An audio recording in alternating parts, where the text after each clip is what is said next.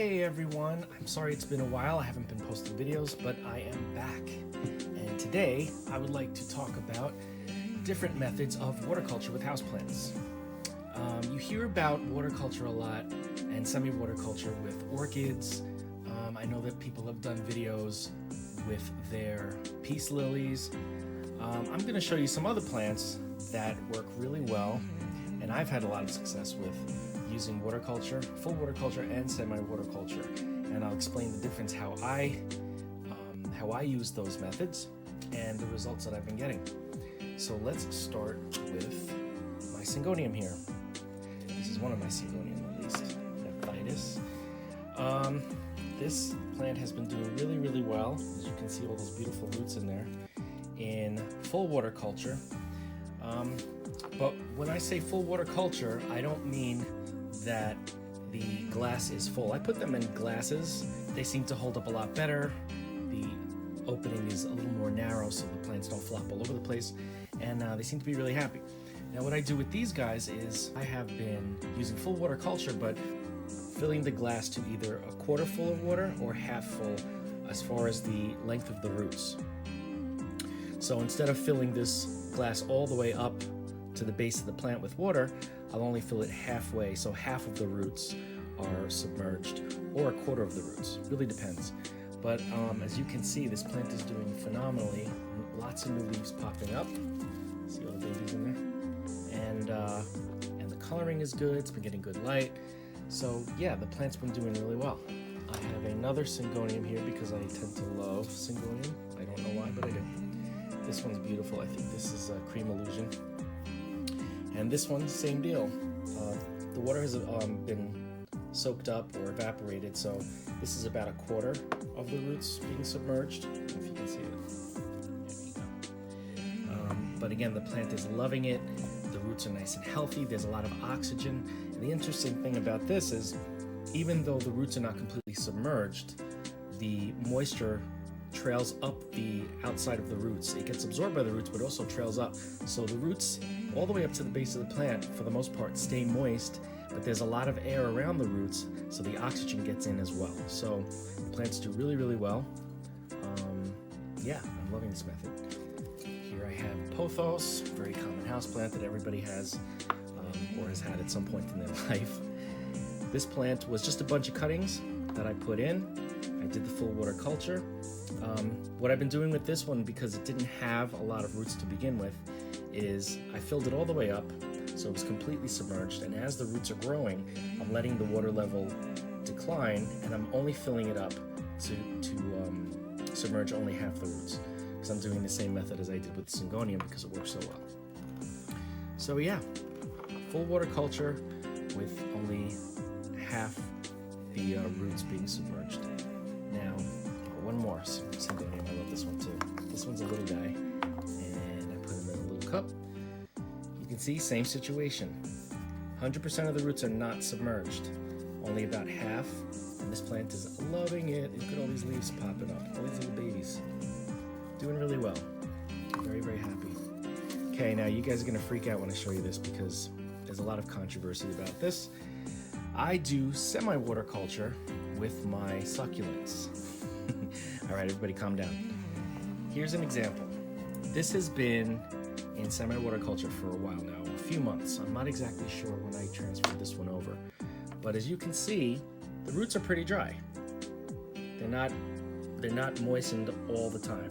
And what I do, because as you know, the roots of succulents and cacti can rot very easily if they are suffocated or moist for too long. So what I do is once a week, I take my little plant out, I mist the roots like this, get them nice and wet, but they're not submerged. I put them back in their container, and that's it until next week.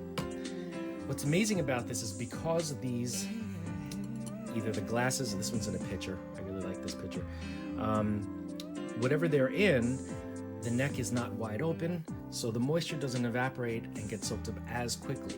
And if you happen to spray the roots a little bit too much, some of the water will drip down to the bottom, and and then that will be soaked up or will evaporate, keeping a nicely moist root zone, but it's not submerged, not even partially.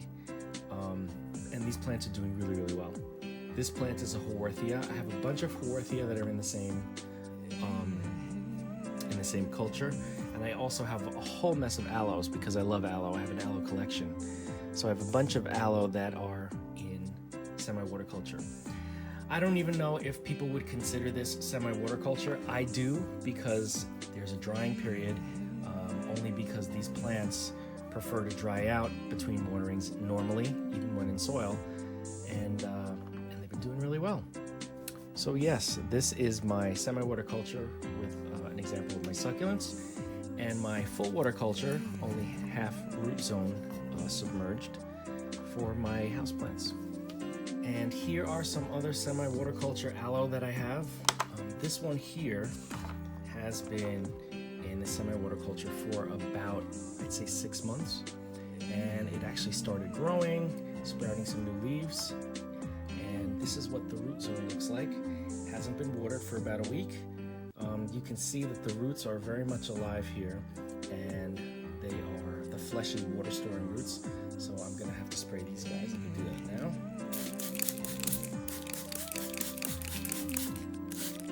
And I put that puppy back in. And here's another one right here. This one's starting to grow like crazy. It seems like the more often I miss them, these beautiful leaves, so fleshy and delicious looking.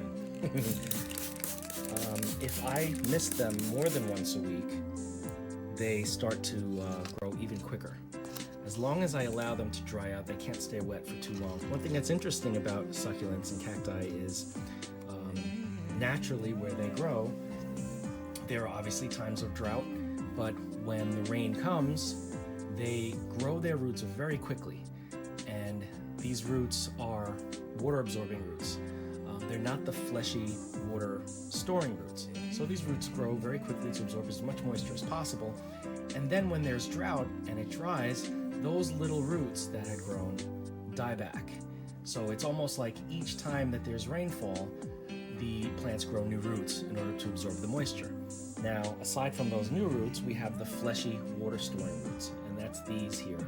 These guys are the ones that stay and sprout new roots from them. So you can see, especially with this method of growing, if you wanted to, you could just keep clearing off the dead roots, the roots that die back when there's drought, and then just keep these fleshy, more permanent water storing roots. I don't like to do that only because the dead roots from the previous growth, they hold on to a little more water when I'm spraying them, so it kind of gives an advantage to the plant, keeping a little bit more moisture around the roots to absorb it for a little bit longer, so that it doesn't have to wait for the next week when I missed. That's just my own observation and my preference. But yeah, these plants, I think both of these have been in here for about 6 months. I did this in the spring as an experiment, only because where I'm living, for some reason, I don't know if it's the air circulation in here, but my succulents, especially my aloes, because I have a huge aloe collection, a lot of them did not do well in soil. And I mean, I've tried every kind of soil, but only for the succulents, especially my aloes, they did not do well.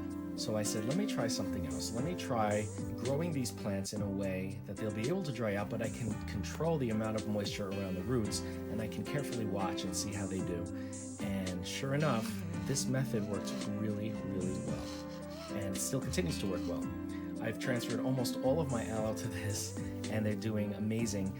Some of my Haworthia started pupping. I got a lot of pups coming out of the sides of them, and even started blooming. So I know that they're feeling good. And I'm just gonna keep a close eye on them, of course, and make sure that everything is well. So that's my little experiment, and things have been going really well. If you are so inclined to try this, I say go for it. Just keep a close eye on them and make sure that you're doing things right. And your plants will show you when they're happy and when they're not. And especially if you're having the same problems that I do with succulents and cacti, 6 months later, lots of new growth, good coloring, and the roots are healthy and fleshy and delicious. So yeah, I say give it a shot, and thanks for watching, and I'll see you in the next video.